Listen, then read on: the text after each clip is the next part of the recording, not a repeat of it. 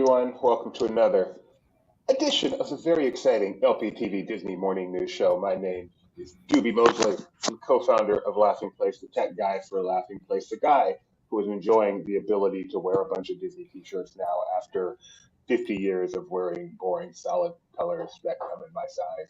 To me over there is Kyle Burbank, managing editor. How you doing today, Kyle? I'm doing pretty well. It's cold again. Is it beanie weather? It's beanie weather for sure. We're excited to be Or joining on this toque for my Friday. Canadian friends. Oh, the last, the big show, yes. The big show. Well, it's the big show. The final day of this very, very exciting week. Probably leading into an exciting weekend. We'll talk about some of that. And then a short week next week. So we get a Monday off, which we so richly deserve. You got anything planned for the big weekend, Kyle? Long weekend? No, not really. Really? No? Okay. I feel like I should have names. There we go. All right. So we are starting this show as we start every show with the most important thing going on in the world of Disney at all times. You may think something's important. This is actually what's important.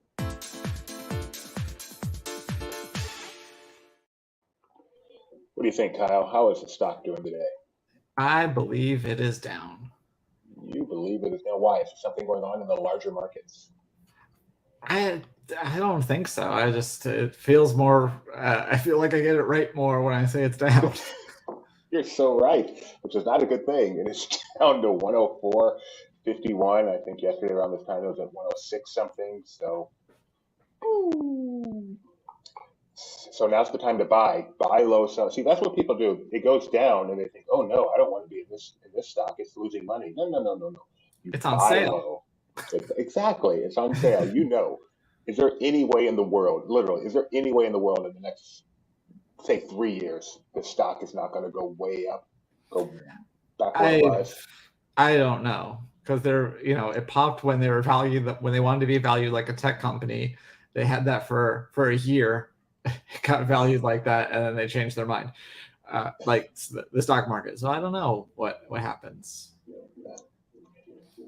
Creepy Walt. What did you see that made you say Creepy Walt? I'm wondering. I'm guessing it's the hologram, as Jeremiah insists. I put the quotes around. No, I know, but I'm just wondering why she said it right now. My Sunny Saga. All right. Segment 2 is not that. Oh, no, now I'm dragging it. Okay, here we go. Nope. No.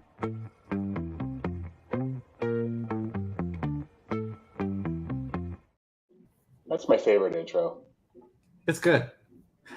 Storms today in the southeast, and that turns to snow up in the northeast there. My mom is in Delaware and said it was pouring rain when I called her for her birthday. So that I guess that anecdotal weather reports. Anyway, in terms of Disney, Anaheim will climb up to nearly 70 degrees today, and while the whole day looks pretty good on the Golden Zephyr Index, tonight looks like the best time to ride. Orlando, even though they have the rain and thunderstorm chances on there, they're starting off with doobie weather with a high of 86, and that could be a bit breezy today, but otherwise it looks pretty nice. I didn't see a chance of rain, but you never know in Florida. It could pop out out of anywhere. Castaway Cay, a few clouds now, but they are clearing for a sunny day at 80 degrees. Paris, it's cloudy evening with temperatures falling slightly, but they'll stay in the 50s. Tokyo they'll have a sunny start tomorrow with still winds and highs in the mid 50s, although a few clouds will emerge later in the day. Shanghai tomorrow will start off a bit chilly at 55, but we'll make it up to 70 degrees in the early afternoon with possible showers moving in at the day's end. And Hong Kong tomorrow during park hours, the temperatures will only vary by a few degrees with a low of 67 and a high of 72. Am I the only person? My pick of the day. I pick Hong Kong. You choose Orlando today. We saw the weather next week's going to be beautiful. We're going to be there at the end of next week. So, yay. Am I the only person that heard Kyle say still wins? I said still wins, meaning that there are hardly any wins. Oh, okay. That makes sense. That seems like an oxymoron to me. Also, happy birthday to Mrs. Burbank. Yes, my mom. I was like, Becca?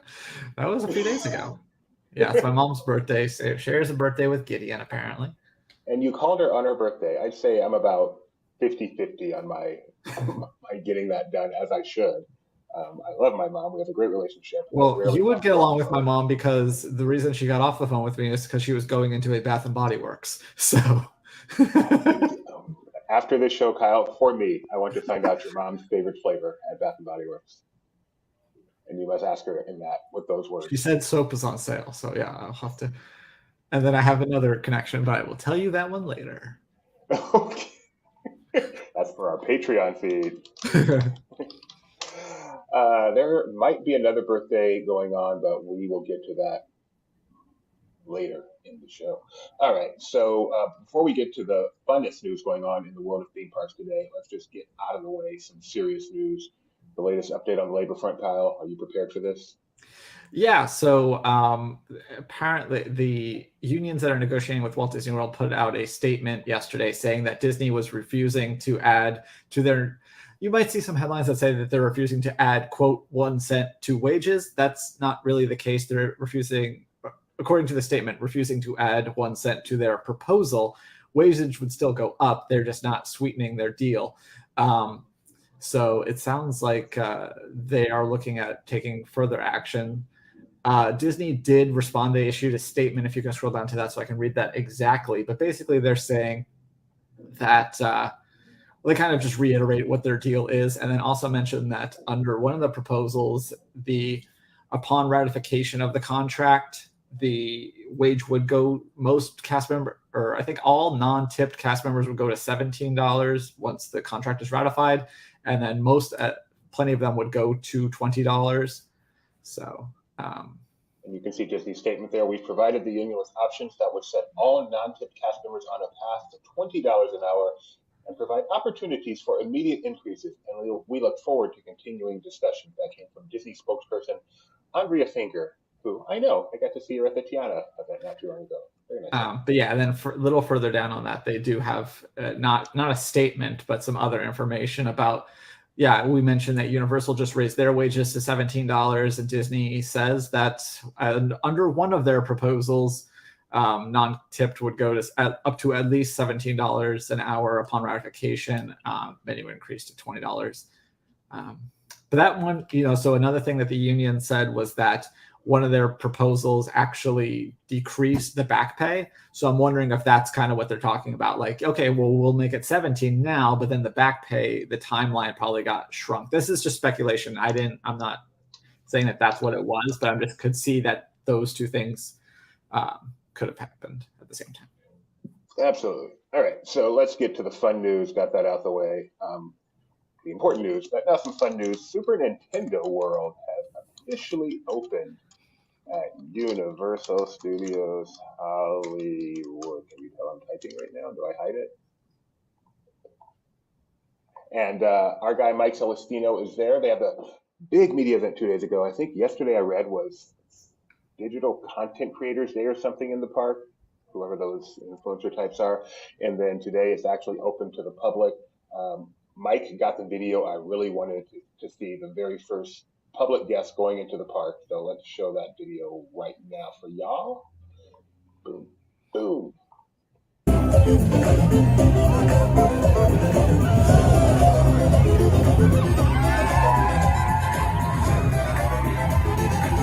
tiny tube, you don't have to run. Cool.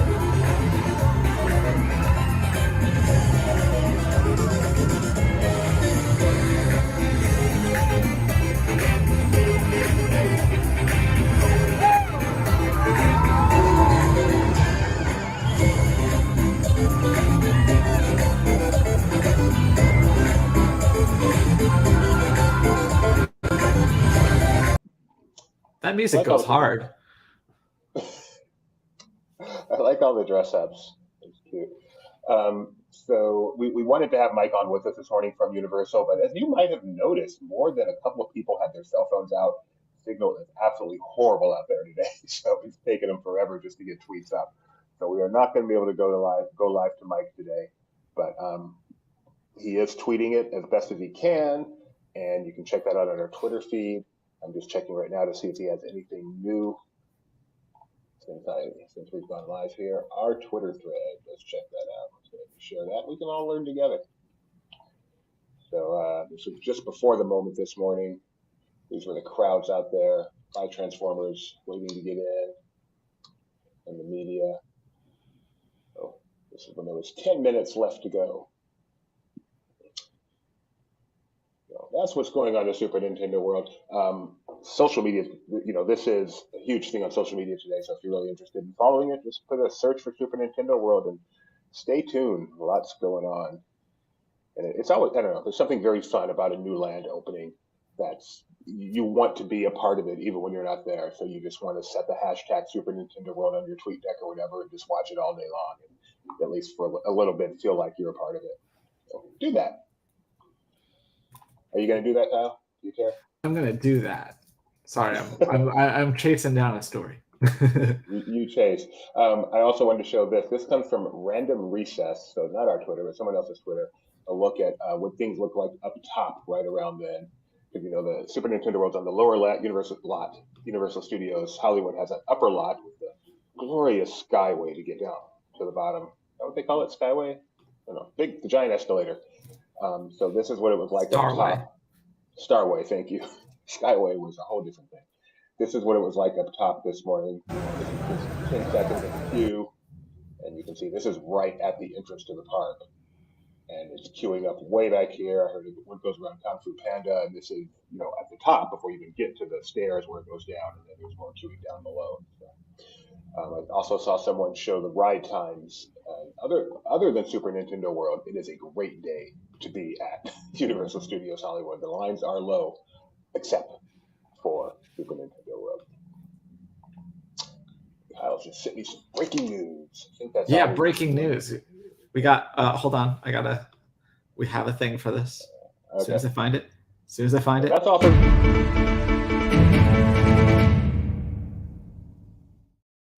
Moving back to the realm of Disney, Kyle. It's more returns of Disneyland After Dark. We just had Sweetheart Nights. We have Princess Nights coming up. Throwback Nights and Star Wars Nights. Can you guess when the Star Wars Night one is going to be, Doobie? I hope it's May the 4th. At least I have to imagine that there's probably a few May dates, but one of them must be May the 4th. I have not read the article yet. Let's go through it together. All right, so let's check this out.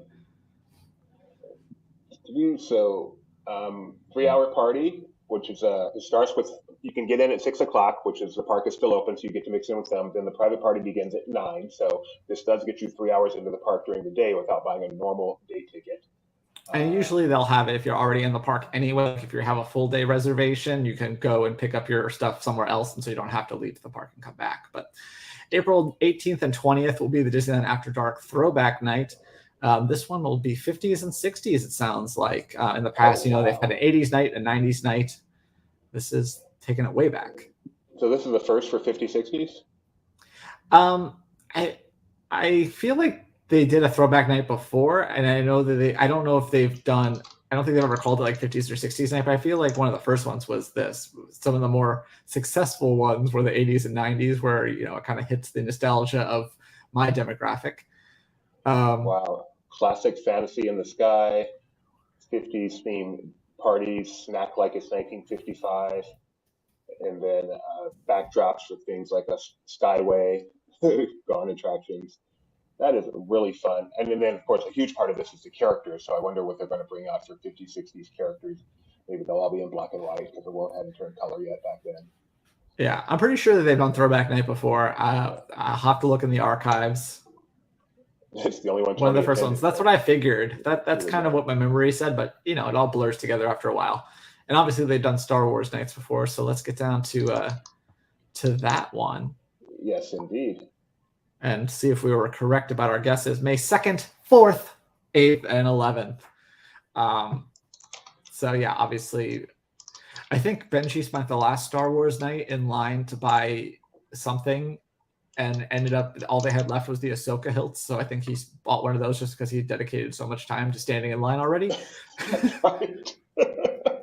So don't do that. Well, yeah, so Beyond After Dark. We'll have all these details posted to the Laughing Place very shortly.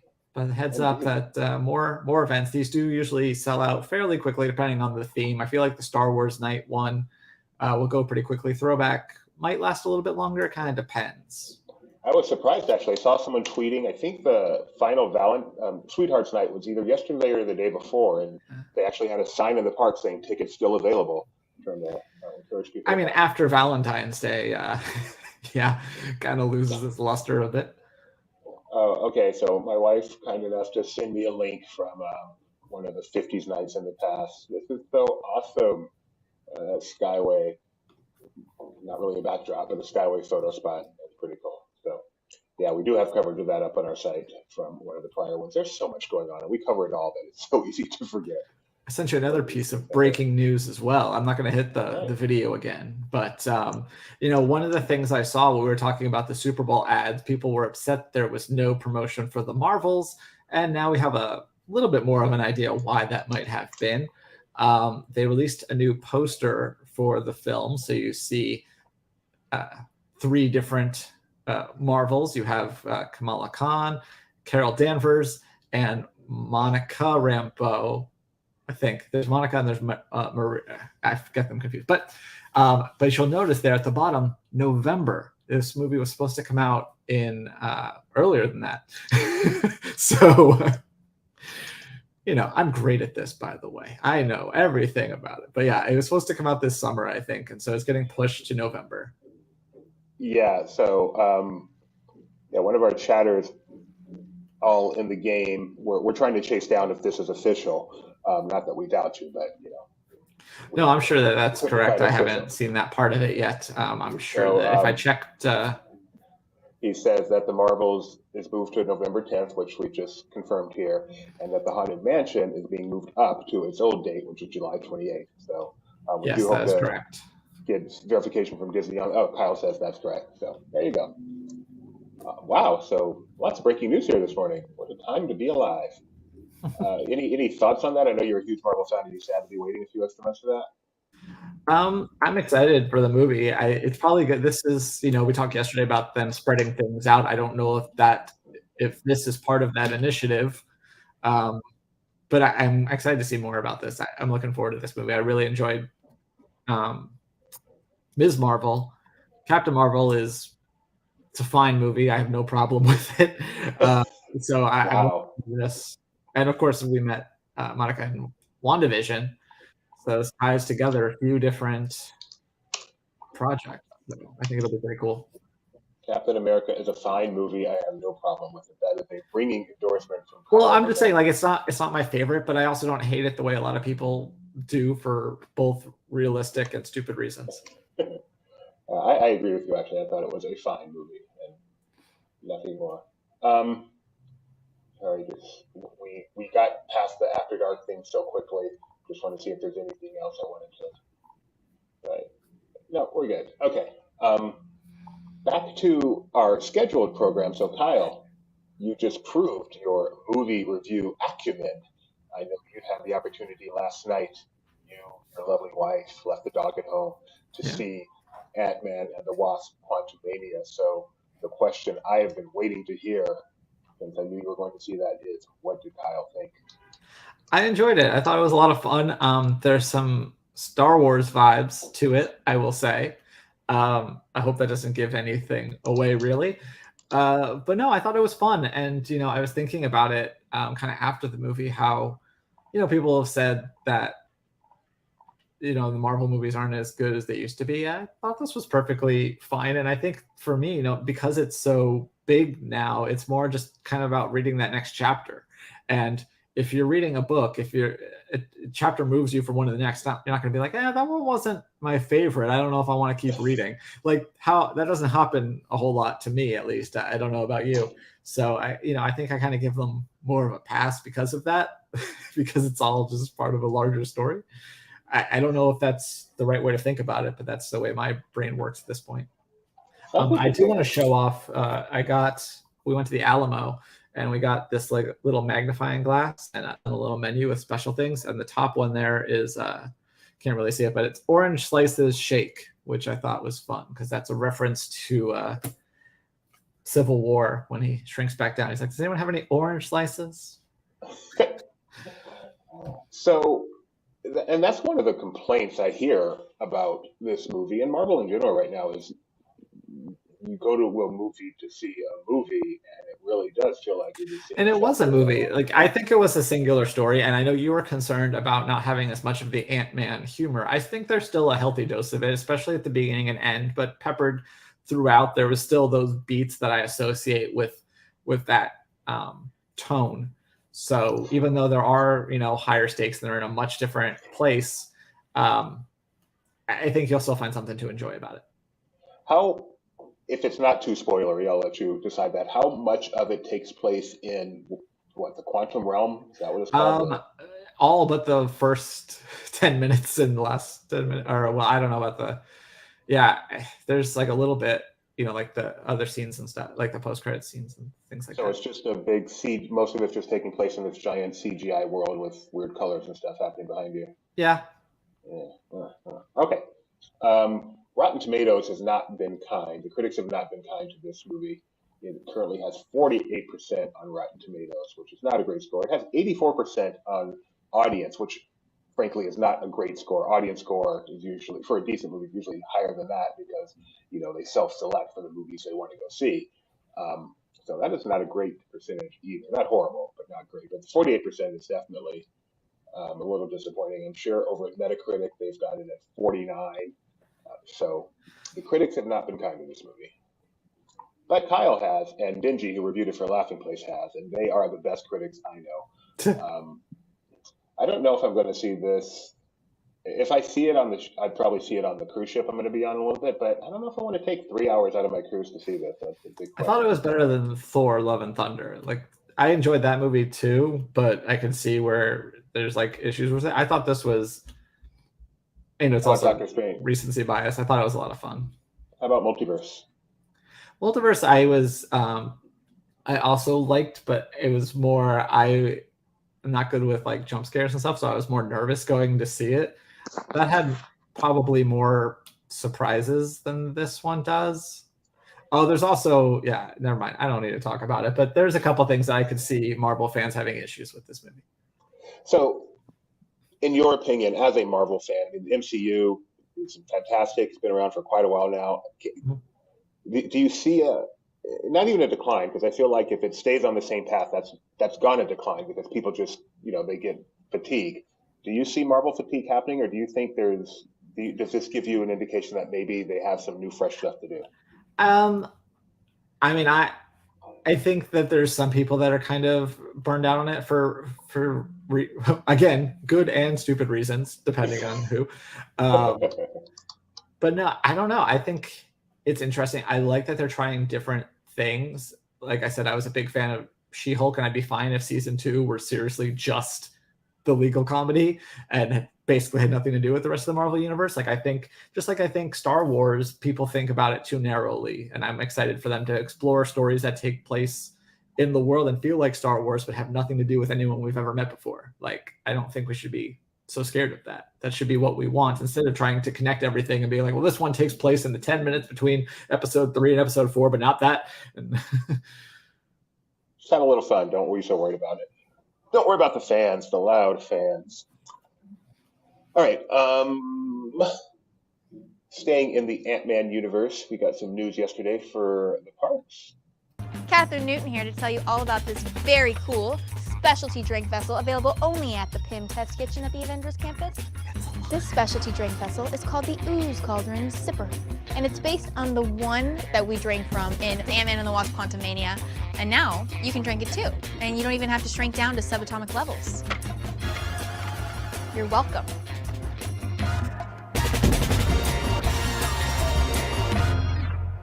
So she says it's only available at PIM's Test Kitchen and Avengers Campus, but in reality, it actually already debuted at the El Capitan yesterday, where we went, where 2 different members of our team went on 2 different showings, and it was available there. And as we've seen, sometimes the popcorn buckets and things do make their way to Avengers Campus, and sure enough, that's exactly what's happened this time. And another example of Avengers Campus being the number one location Disney has opened that just continually evolves. Whatever you thought of Avengers Campus when it first opened, although I think people generally liked it, the fact that they have just made it ever changing. Anytime there's something new in the MCU, they bring it to Test Kitchen, they bring the characters out, constantly evolving. Just earlier this week, Moon Girl made her appearance, so very exciting. That was not an Avengers Campus, but yes. She's Marvel. I'm going to call it. That's fine. I'm wrong. I know I'm wrong. You're right. Thank you for correcting me. Now, just a minute. It's right next to Avengers Campus, and it's Marvel. Ask the average guest, hey, did you see Moon Girl? And they go, yeah, where did you see her? Oh, we're at Avengers Campus. No, and especially because that stretch right there, is basically it's right next to Hyperion where they still have Avengers Campus stuff. So it's right. Yeah.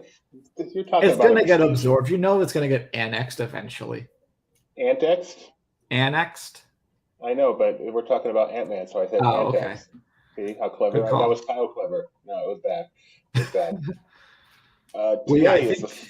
I think we may be checking out to see if there are any updates for Ant-Man stuff today at Avengers Campus. Yes. Yeah, after Mike finishes over at Universal Studios, he is heading down to the Disneyland Resort where he will check out Avengers Campus, and I hear a rumor that a statue may have returned. I heard that rumor too. Did you? Wow. We will try to get to the bottom of that one. Let me give me 1 second. Say something. Before the movie, we did get some trailers. We watched the Flash trailer from DC, but then, as is customary, you get 2 Disney trailers. So we got Guardians 3 and Dial of Destiny were our 2 Disney selections. Luckily, the Alamo doesn't play 20 minutes of trailers. I think we only had we watched the Fast and Furious 10 trailer, and they say family, and Beck and I look at each other, we're like, that's 1. And we got to 4. There might have been 5, but we counted 4 family references in that trailer. Which were you most excited about? Well, I'd seen them all before, so not that excited. Well, I hadn't seen the Fast and Furious one, actually. But no, the Guardians 3 trailer on the big screen was good. Of course, people are still taking their orders and stuff, so you're not really paying that much attention. And we got to watch, I think we watched the Ant-Man PSA, where he talks about not putting the dash in the hyphen in the name and also staying quiet during the movie. So we got to see that in real life because that's what they do at the Alamo. All right, it's so cool. Do you know that today, February 17th, the very first day that New Orleans Square is living without a French market? Wow. That hits hard. But there's good news. Do you feel a certain kind of way about it? I thought we were just doing phrases, so you didn't like. What makes you think I don't like hits hard? Well, hits hard is okay, but hits different is where you draw the line? Yeah, I think that's pretty straightforward. So if you do want a Mickey Beignet or a mint julep, even though the Royal Street Veranda is closed along with French Market, although that's a temporary closure, you can go get them the mint julep bar has closed. The mint julep bar has closed with the French Market temporarily. It will reopen. You can get them at the Royal Street Veranda, which is located under the Waltz apartment. Waltz, that never under what was the gallery, the Dream Suite, the whatever it is these days, 21 Royal Street. Yes. Yeah, so you shan't go without your Mickey beignets or mint juleps. And as we said, you can, if you want beignets, if you're in downtown Disney, you can go over to Jazz Kitchen Express. They have good beignets. They used to have a burger I really like too. I don't think they have that anymore, but that used to be my little hack, going out there and saving a couple bucks. Or if I was feeling real cheap, I'd walk down Harbor to the McDonald's. Instead of, that was the thing. I'd look at Burger Invasion and say, that sounds good, but why would I pay $9 for a double cheeseburger and a small fry if I can go get more food for half the price just a few blocks away? All right, moving on. Disney 100, which I feel like it's finally kicked into gear. In fact, let's take a live look together at the Disney100.com and see if it has been updated with even more wonderful information. No,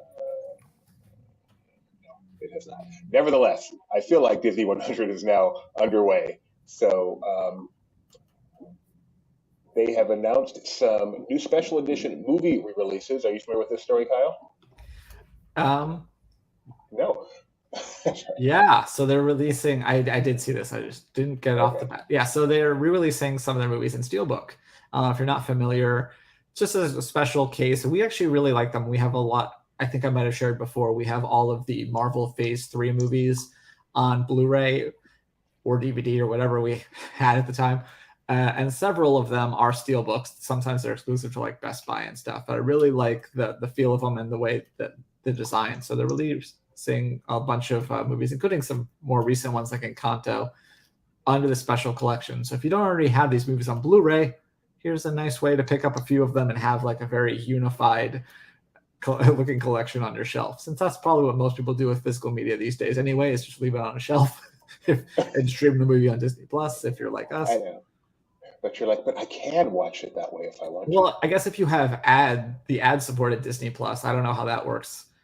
If it interrupts the movie, or is it just pre-roll and post-roll, or the mid-rolls? See, this is the things I don't know. I guess I'm showing my privilege by renewing before the ad tier was unveiled. I couldn't switch to ad tier if I wanted to because I have a backlog of Disney Plus because of my Verizon Unlimited. But does anyone know? Does anyone have ad tier? Like, I imagine that would interrupt like TV shows. I don't know how it works with movies. I would think so. They just hopefully find a good stopping spot. I know I've watched some movies on cheap ad tier services, and they will just interrupt mid-word. It's like every 10 minutes there's an ad. It doesn't matter what's going on the screen. I hope Disney did not go that route. I truly did. I don't think so. I know that the ad load is supposed to be low per hour, like 4 minutes per hour or something. Well, folks, it actually happened. As we know, it all started with a mouse, even though it wasn't in quotes. Or no, it wasn't quotes, right? But people are like, why is it in quotes? Maybe they just take the quotes away. But it happened. They took it away. We waited for it to come back. It has come back. I have a tweet here from Scott Gustin. And here you can see it was all started by a mouse. The fans have won. Disney has given in. They made the change. So realize this power that we have, and let's make further change in the Disney theme parks. We want lower prices. We want no more reservation system. We want free food. Make it happen. And we want to know what's beyond Big Thunder. So Mike will be at Disneyland Resort later. He'll get probably 14 pictures of that same thing from every angle. Because from this picture, we do not know. Does he still have buttons on the butt? We don't know. We need to know these things. So we need to know about butt buttons. Exactly. Because we think that may be why they changed to. Probably not. Doogie Howser is coming to Disney Plus. We already talked about how the new season of the. So what is the other show? It's not a reboot. Is it a remake? Is it just the same Doogie universe? No, I don't even think. I think the show exists in the universe, if I recall. But anyway, this is the second season of the show. The first one's all on Disney Plus now, and I think what's interesting about this, they're dropping all of the episodes at once. Is that? They are. Correct? Yeah, all 4 seasons are all dropping. Oh, I was talking about Kamaloa, but yes. Oh, yes, Doogie Howser. They are. That is not Kamaloa. Yes, but no, you're right. We'll start with this one. We'll go to the other one afterwards. Okay. Doogie Howser, the original show, starring a young Neil Patrick Harris as a young doctor, the good doctor before the good doctor. And all those episodes are now going to be, as Doobie freaks out with sound above him, they're going to be coming to Disney Plus, so you can binge and see how that little boy became Barney Stinson. That guy's awesome. He is awesome, and it's become kind of probably the closest thing right now that Disney has to a celebrity spokesperson. There's always one celebrity who is like the Disney guy at all times, and I'd say right now it's probably him. There was, I remember, this was back in like 2009 or 10, when they changed over Screamin' to be Neil Patrick Harris. Luke, who's now part of our LP team, at the time we did a podcast together on something else, he sent me a thing about, oh, hey, look, there's this new voice. And I'm like, oh my gosh, that's Neil Patrick Harris. Like, I just paused watching How I Met Your Mother on DVD because I'm old. And I was like, that's totally him. And among the first to make that connection, I believe. So, Kyle, I learned that today is World Whale Day. cool. Begs the question, your favorite Disney whale? And I don't mean Big Monstro? Spender. Okay, there's more. I'm sure that there are. I'm just saying, other Disney whales. I guess the one in Finding Nemo. The first one that came to my mind was Fantasia 2000, the big Okay. blue whale. So, but I like Monstro better. In the big blue whale. And then there's Benji.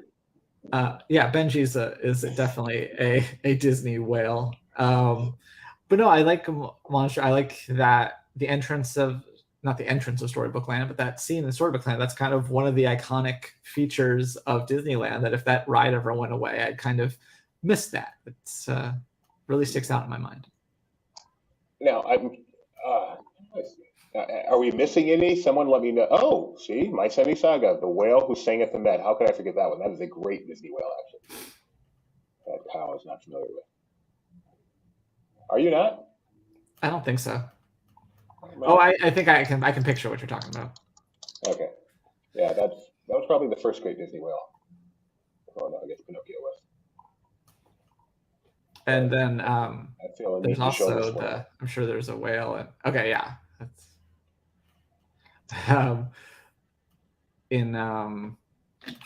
I'm sure Little Mermaid must have a whale somewhere in there.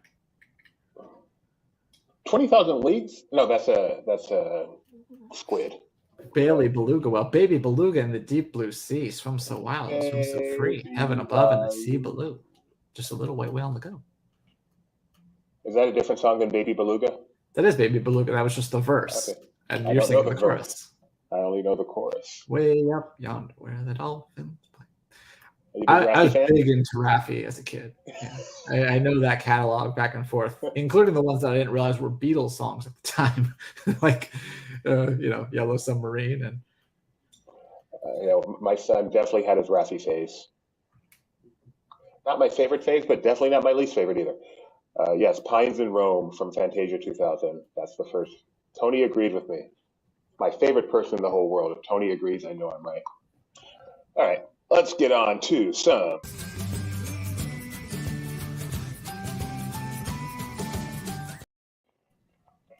Our first one comes from Joy Celuis on TikTok. Sometimes you get to see a celebrity at Disneyland. It's only 6 seconds long.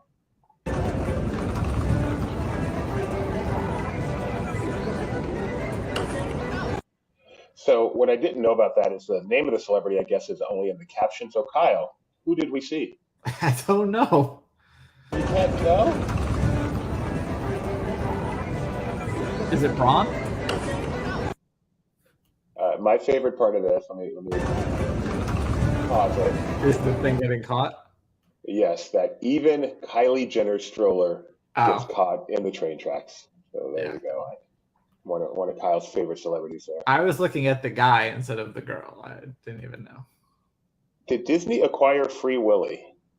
I don't know. I feel like that's a Sony movie for some reason, but I actually have no idea. Let me see. Featured in Disneyland's Wondrous Journeys, Kyle. Well, actually, it's free, so. I think that's just the It's title. others. We're all wrong. What is it? What? Free Willy was Warner Brothers, it says, according to Wikipedia. Or So distributed it's by. So James Gunn can make it a part of the DCU if he wishes. This comes from Carousel of Magic. This is a common TikTok theme given a Disney touch, which I just found kind of cute. I got 5 pieces of candy. I got a chocolate bar. I got a quarter. I got a rock. That's Rapunzel getting a restroom. Cute. Fun. And our final one sent to us. This is one of those viewer pocket picks, which I always love getting. This one came from viewer Kyle Burbank.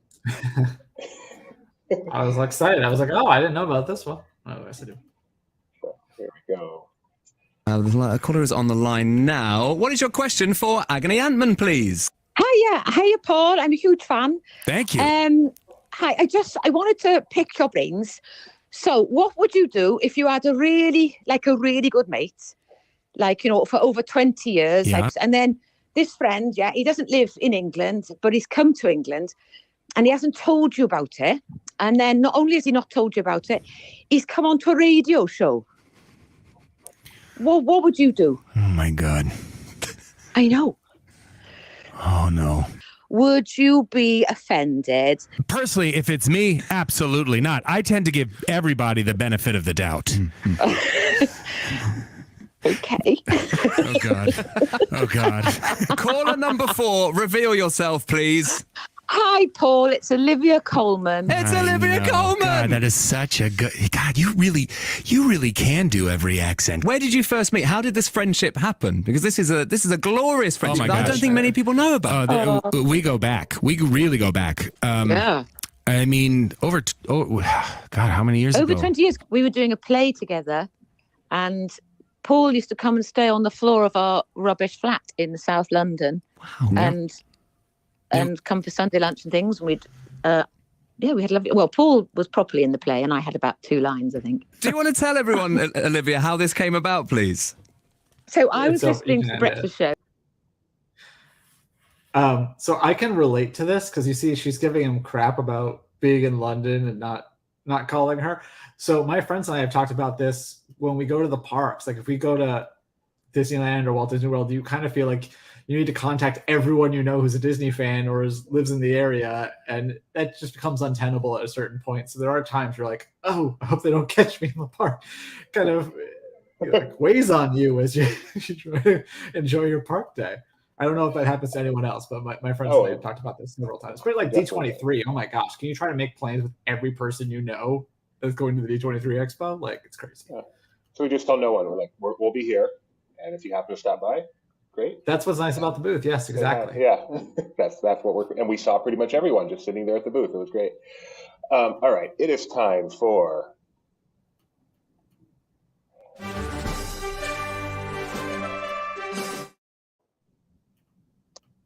This Day in Disney History, the portion of our show where we tell you what happened on this day in Disney history. It's kind of self-explanatory.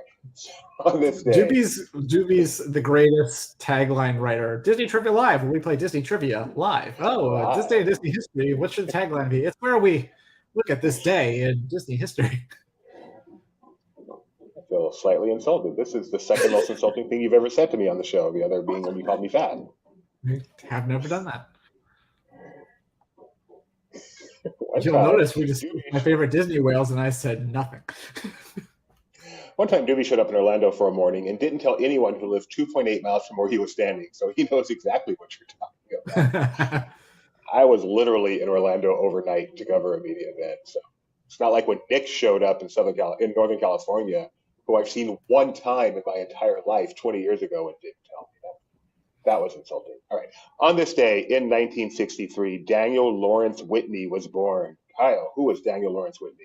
It's Larry the Cable Guy. Sharing the screen already. No, I already knew that. I was going to ask you if you knew his real name, and because that's one of the things I randomly know is Larry the Cable Guy's real name. And I love Mater. Mater's awesome. Mater's a friend that everybody should have. You know what I mean? He's just awesome. I love doing him. He's great. What do you think? He sounds just like Mater. That's crazy. So that's because he's got that's an accent. If you can find interviews with him where he doesn't have the accent, he doesn't sound a ton different, but there is a noticeable difference. He is from Pawnee City, Nebraska, and he is the voice of he is the voice of Joe Mater, and he was born on this day in 1963. And this was him at the opening of Cars Land, the red carpet for the opening of Cars Land at California Adventure. All right, next up on this day in 1993, one of Kyle's absolute favorite movies was released. Actually, I believe this is one of Alex's absolute favorite movies, if I'm not mistaken. Could be. We'll find out together. With audio.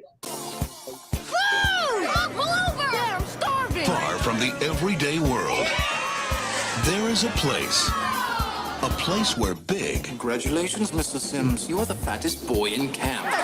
Is beautiful. Chipmunks, get 'em, And thin isn't it? This is definitely not sanitary. For Jerry and his friends, it was a dream come true. Until the new owner That is out of here, mister! Oh no. turned it into a nightmare. Lunch has been canceled today due to lack of hustle. Now, after 6 weeks of frustration, Then we're gonna climb that 1,000-foot rock face over there. starvation, There isn't a gummy bear left in this entire camp. and humiliation, Nice swing, you fat tubbo. Everyone having fun? Jerry's out to do something far more important than lose a few pounds. I have a plan. He's out to gain respect. What is going on? You can't kidnap the owner of a camp! Welcome to the annual Apache Relay. We're as good as anybody. And it's about time we started acting that way. Take him down, Cappy. Walt Disney Pictures presents a comedy for every kid. Tell me the artist and title, please. Cher? Da Vinci's Mona Lisa. Tired of taking it. I'm so slow. It would have been cool to go fast. And ready to dish it out. Heavyweights. Judd Apatow. Yeah. I have fond memories of that movie as a kid. And obviously, he has some stars there. Kenan Thompson on SNL now. And the one I said, Kenny, it's from Frasier. He's the station manager. Oh, yeah. Wow. Heavyweights, 1993. Yes, it's on Disney Plus. Stream it today as it celebrates its 30th anniversary. On this day in 2004, Disney announced its deal to buy the Muppets and Bear in the Big Blue House. So In the big blue house. I'm just going to do with anything today. and now here we are 19 years later, and they've forgotten all about the Muppets when they do their Disney 100 video and open up the... Nowadays, everybody want to talk when they got something to say. But nothing comes out when they move the lips. Just a bunch of gibberish, and people act they forgot about the Muppets. If people only knew the skills that Kyle has, this unassuming guy in the bottom right corner of the screen has so many talents, it's not even funny. And he's a billionaire at 30. So this, I figured this would be a good chance to show this video again, which I just find so hilarious. Michael Eisner with the Muppets back in the day. Welcome, everyone. I'm in the lobby of the Grand Floridian. Well, we could change the name. Could I request a room with a cave? Because I'm used to that. I'd like to hibernate here. Welcome, everyone. I'm in the lobby of the Gland. This is a wonderful hotel. Thank you for letting us stay here. Such a beautiful. Well, bears don't usually get to go in places like this. Thanks a lot. Great. Welcome, everyone. I'm in the lobby of the Grand Floridian. Okay, who else can we get?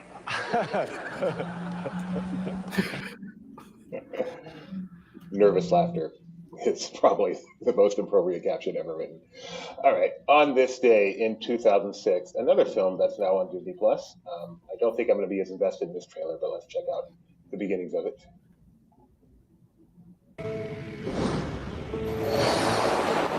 Welcome to the bottom of the world, Doc. Go any further south, you'll fall off the planet. In Antarctica, the most isolated region on Earth, All right, dog lover Kyle gets this one now. 8 Below. Oh, does this one have a dog in it? Because I mean, there's also snow dogs, but I guess this one does have a dog, right? Like I've never seen it. I got it from Paul Walker. Is this the one with Cuba Gooding Jr.? No, I'm confusing 8 Below. This does have dogs. But yes, it does have dogs. Max? Old Jack. They're so cute, yet each one of these dogs could kill you with one swipe of its paw. I don't know if that's true. I don't think so. I don't think so. 8 Below and Snow Dogs are two different movies. I might now just be getting that clarification in my head. Are you sure that this is the one? When were they released? What were the separate? Because they can't be that far apart. So 8 Below was 2006. Okay. And Snow Dogs was 2002. Snow Dogs came first. Wow. 2002. So this was like the serious reboot of the Cuba Gooding Jr. comedy. Oh yeah, this is a survival drama. Where This one's inspired by a true story. I don't think the Snow Dogs was.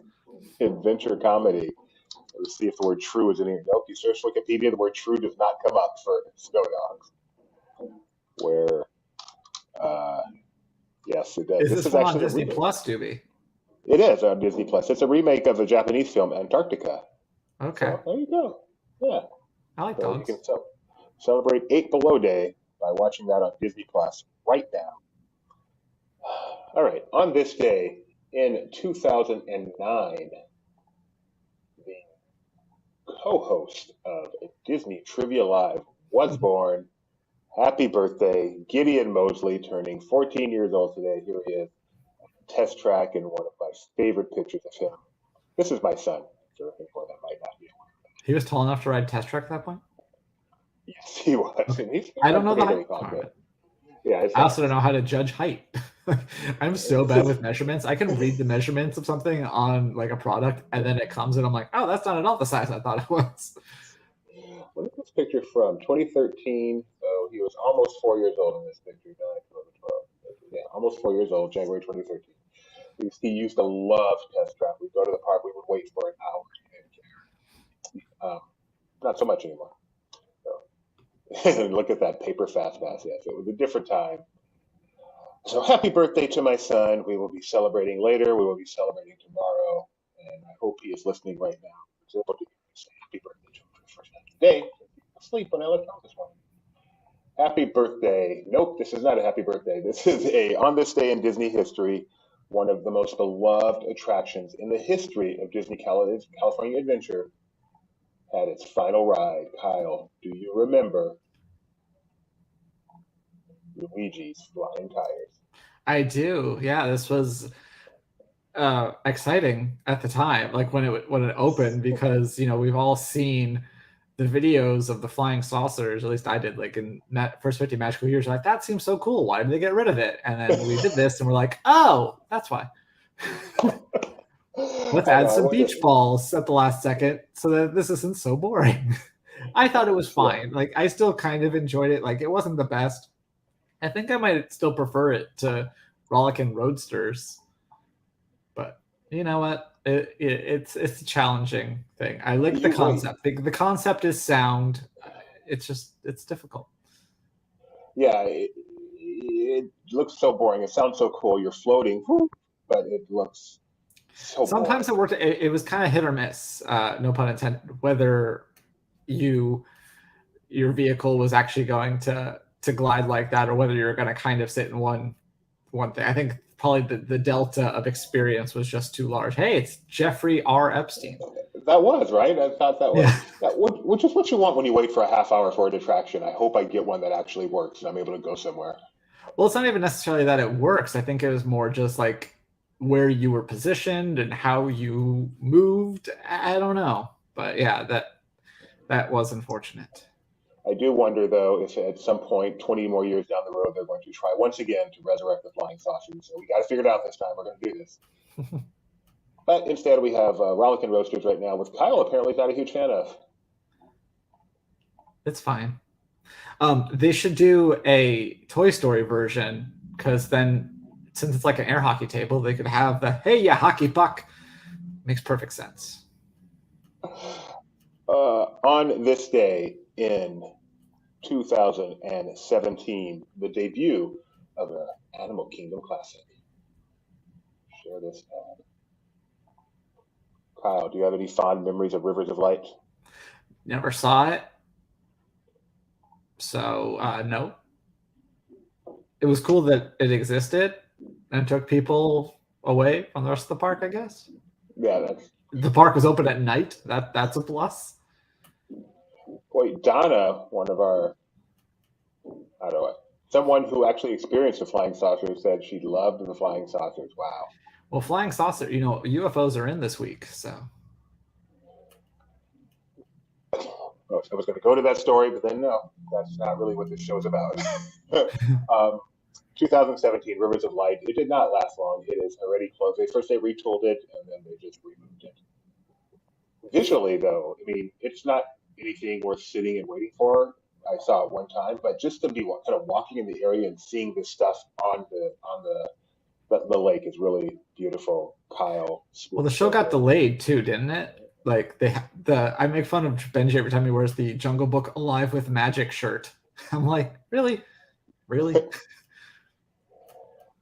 He's like, I bought it because I knew it was temporary. Okay. Use your money more wisely. I feel like he is a Disney whale. He has a. That's exactly right. Yeah, he spends his money on in a Jungle Book Alive with Magic T-shirt. Who else is doing that? I mean, presumably somebody, or they wouldn't have the shirt for sale. You can't sell one shirt. I'm sure plenty of them went to Cast Connection for 50 cents. All right, so we don't have any more of the state in Disney history. Obviously, the highlight of this one was 2009, the birth of my son. Nothing more important than that. Let me check out the Twitter on Super Nintendo World real quick, see if anything is happening there that I want to. 2009. So shortly after his birth is when I first met you guys at the 2009 D23 Expo. That's right. That was his first plane trip. We took a trip out to California. We took a sorry. Just trying to work something on the side. We took a trip out to California. His first plane trip. My first memory of that is going to the hotel and having him. He couldn't walk yet, but he could walk while touching stuff. Holding onto stuff, and he just would not leave that phone alone. Just drove me up the wall. Just stop touching the phone. Stop touching the phone. Can't do that with a 8-month-old. But yeah, he had a great time at that expo. They had little toddler stuff then he could play with. They had cast members who would play with little babies. It was much, that was the first expo. I don't think they quite knew what they were going to turn expo into. So it was really much more of a family thing than it is now. It was now more of a con. But back then, it was really a family experience, and it was great for a toddler like that. It was really a lot of fun. So he's been to every expo since. Now he works the booth with me. And yeah, he's great at the booth, coming up with trivia for people.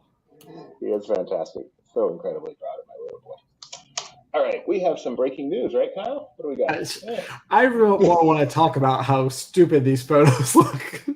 So we just saw something, when they have celebrities go to Disney, they have photos of them. And here, Kristen Chenoweth of Glenda the Good Witch fame. Is that her name in Wicked? I don't even know. I think she is.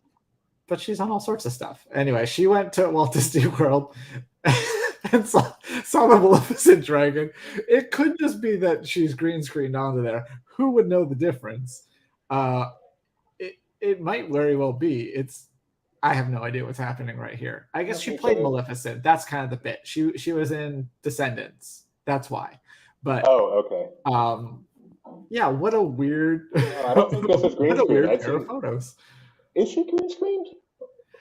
I don't know. I mean, they also must have like an extreme angle because that woman is short. Like I've met her in person. She is very petite. So yeah, I have no idea what's happening in these photos. All right. Well, I'm glad you shared that. That is a fantastic way to end the week. Kristen Chenoweth getting her hair done by. Yeah, not getting singed by the dragon somehow. What is your favorite Kristen Chenoweth vehicle? She was on Glee, so I gotta go with Glee.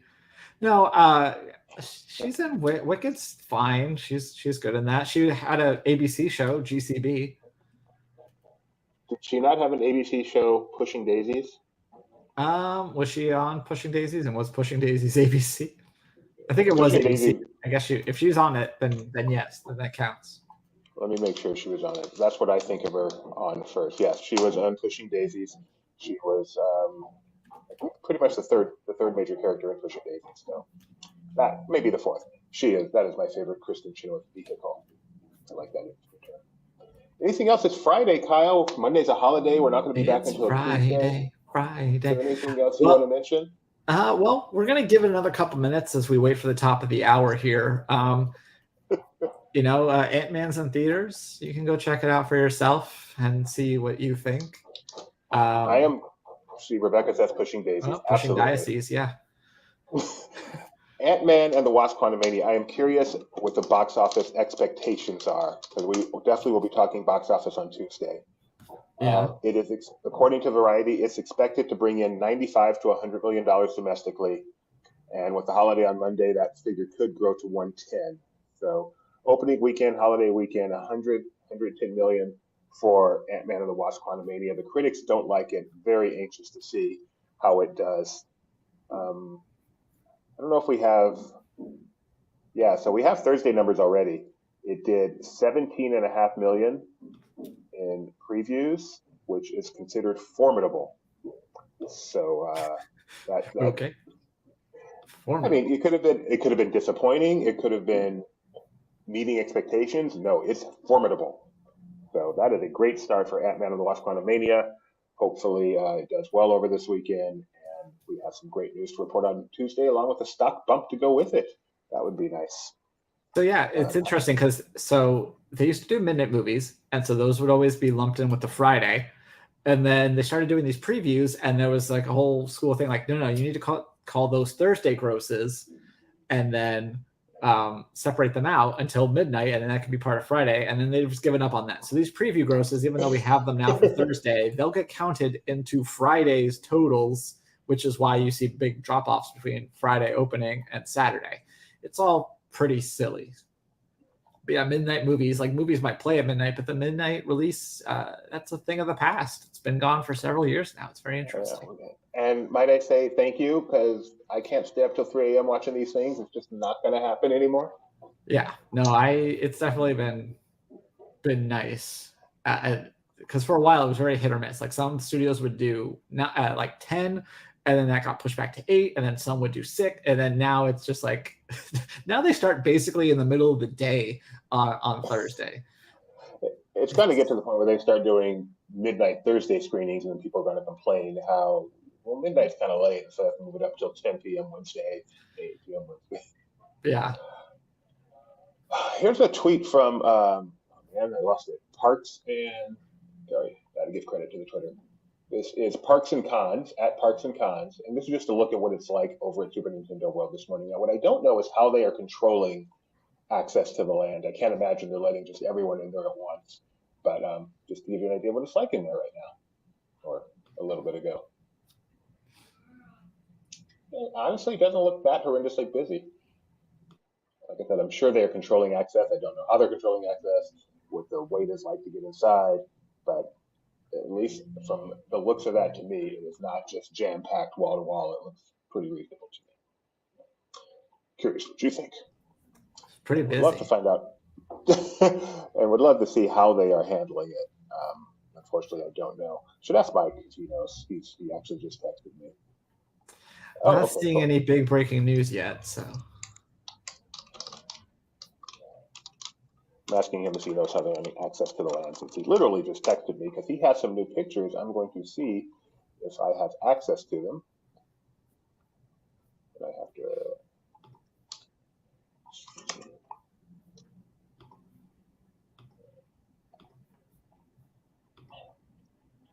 When we go from the planned portion of our show to the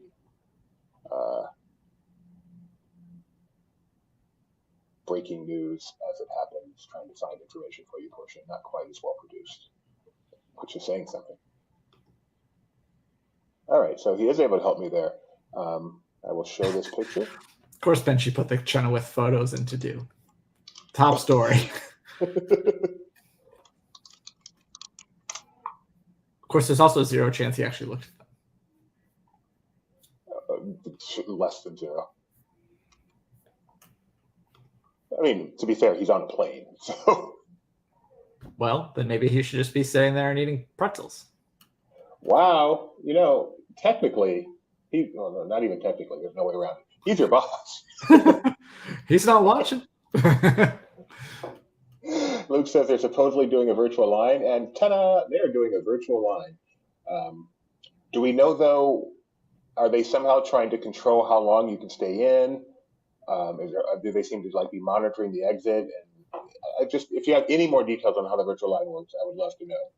And also, is it still available? What's the do you get in it now and they expect you to come back in 6 hours? Any more info, just would be very happy to have that information from anyone on the ground or who's able to pay better attention to how it's working in the socials. But Looking thank you very in the much. socials. And Mike's got some pictures. I'm trying to see what Mike's got. Oh, from today. Yes, absolutely. I do want to show some of these. So give me a moment, please. Give him a moment. I'll make up a song while no one is talking, and that's just wrong.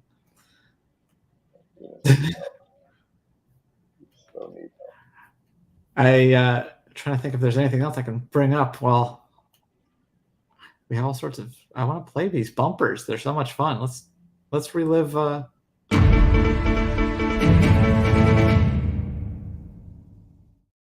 Hopefully you have breaking news because I made it official. This is just a look. I wanted him to get a look from the top of the Skyway, just the vibe of Universal today. Starway? Not just Starway, not just from in the land, but just the vibe. So he was kind enough to get this video for me. This is from the top of the Starway. People boarding and then panning down to the lower lot where it's all happening. Oh, that was nice with the splash of the Jurassic at the same time. That was lovely. Oh, and the pop in. And yeah, you can actually get a decent view of the land from up above. But where's the Comcast building? Cool. Awesome. So happy you got this. I really wanted this shot. That was cool. I really like this because this actually reminds me of in some of the Mario games where you go into the like in Odyssey, you hop into this little visor thing, kind of like the ones down there, and you get an overview of the land just like that. So just like this. It's actually very, very, very cool. It's almost like it's based on a video game. Shut up. I was hoping you could get a look at what the queuing is like upstairs, but I guess if there's a virtual queue. Oh, we have breaking news. Actual breaking news. Let me send it to you. And try to put it in to do, even though it's probably already there. Oh, we have breaking news. Actual breaking news. Thank you for sending it to me. In the words of my favorite breaking news guy. Breaking news. We have breaking news. Breaking news, everybody. Breaking news. Kang new experience is coming.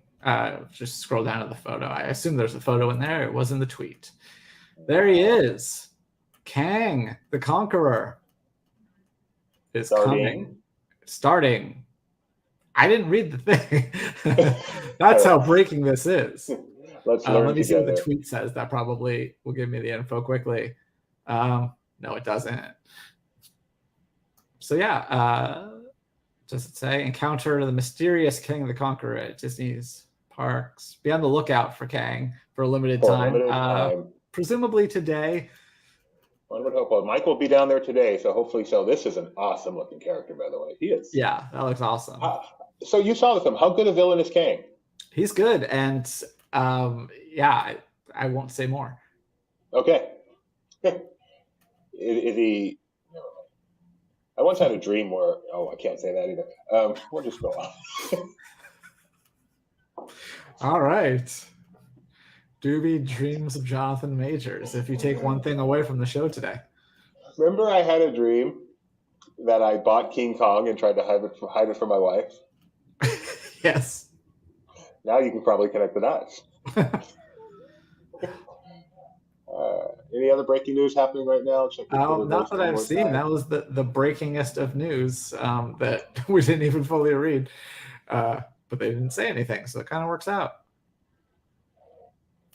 Hopefully that's today. I hope Mike gets to see that today. That would be great. From Super Nintendo World Decay. He is our official VP of character interaction videos. Well, Mike tried to step into the role. Mac just is not up to snuff there. Mike does do it well. There is something to that, and Mike is really good at it. He's a master improver. He knows his yes and. This tweet is from Daps Magic. Mr. Daps. Wait time for Mario Kart Bowser's Challenge is now 2.5 hours and growing. So, 2 hours and a half and growing. I'm a big kid now. We done? I think so. When we start singing commercial jingles that are completely unrelated, I think it's time to call it a day. After this kind of ending, people, please do us a favor. Write to Benji at Laughing Place and let him know we're doing a great job and you don't want us to get canceled because we might be right on the edge. Thanks for joining us, though, for another edition of the LPTV Disney Morning News Show. I think we're going to be back later with a walk and talk from Disney California Adventure. I believe it's already scheduled. You can go to that video right now. In fact, let me share the video so people can set a reminder. That's right. Set a reminder for that. Or you can just stay tuned to LPTV, laughingplace.com/TV, and it'll pop up right there in the middle of all your other fun. Yeah. So there's the link if you want to head over and make sure you like that video as well and set a reminder so that you won't miss a second of the fun. 1 p.m. Pacific, 4 p.m. Eastern, live from California Adventure, and I think you can hop at that point, so maybe we can get them to go over to Disneyland and get a live view of the back buttons. That would be pretty cool. And happy holiday weekend, everyone. Hope you guys have a good time. We will obviously take Monday off from this and be back on Tuesday. If you're a big fan of Disney Trivia Live, I'm very sorry. We will not have a Disney Trivia Live tomorrow. We will be celebrating Gideon's birthday. So sorry about that, but Nikki B, excellent ending to the show. Are we? I guess I'll just hang out with my wife or do something outside of the apartment even. Who knows? That'd be weird. Yeah. So she is a Clio award-winning director, and I feel like we have failed when she is mocking us. So I'm just going to meekly go away. Or maybe she's just intimidated by us new media upstarts. Her legacy media business is in danger. Are you saying we are the future, Kyle?